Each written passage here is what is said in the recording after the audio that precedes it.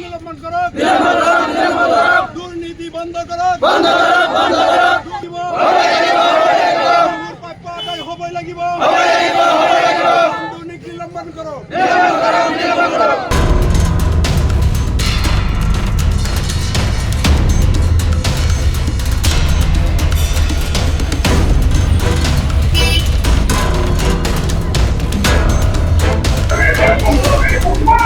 উদ্দেশ্য আছিল আমাৰ দক্ষিণ ব্লকাবাৰী প্ৰাথমিক বিদ্যালয়ৰ শিক্ষক আৰু ৰান্ধনীয়ে মিলি মধ্যাহ্ন ভোজনত অনিয়ম সংগঠিত কৰিছে, তাৰে বহুত দুৰ্নীতি কৰিছে।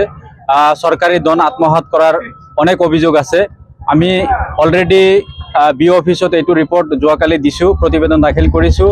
আৰু মধ্যাহ্ন ভোজনত পুষ্টিকৰ খাদ্য খুৱাব লাগে, পুষ্টিকৰ খাদ্য নোখোৱাই অপৰিপুষ্টিত আৰু অস্বাস্থ্যকৰ খাদ্য খোৱাৰ আমাৰ পৰিলক্ষিত হৈছে।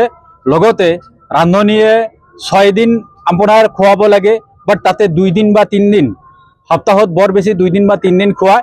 যাৰ কাৰণে আমি শিক্ষামন্ত্ৰী লগতে আমাৰ মুখ্যমন্ত্ৰী আৰু জিলা ডিষ্ট্ৰিক্ট মানে DC মহোদয়ক আমাৰ চক্ৰ বিষয়ৰ জৰিয়তে পত্ৰ প্ৰেৰণ কৰিছোঁ আজি।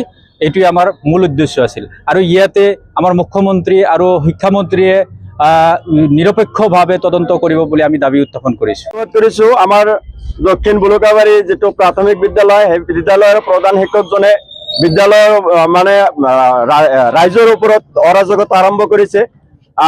মানে যিটো মধ্যাহ্ন ভোজনৰ খাদ্য সেইবিলাক ছাত্ৰ ছাত্ৰীক নোখোৱাই নিজে অন্য মানে ঠাইত বিক্ৰী কৰি দুৰ্নীতি কৰি আছে।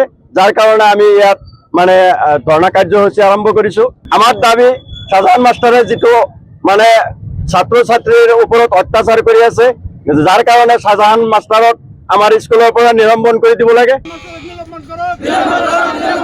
দুৰ্নীতি বন্ধ কৰো,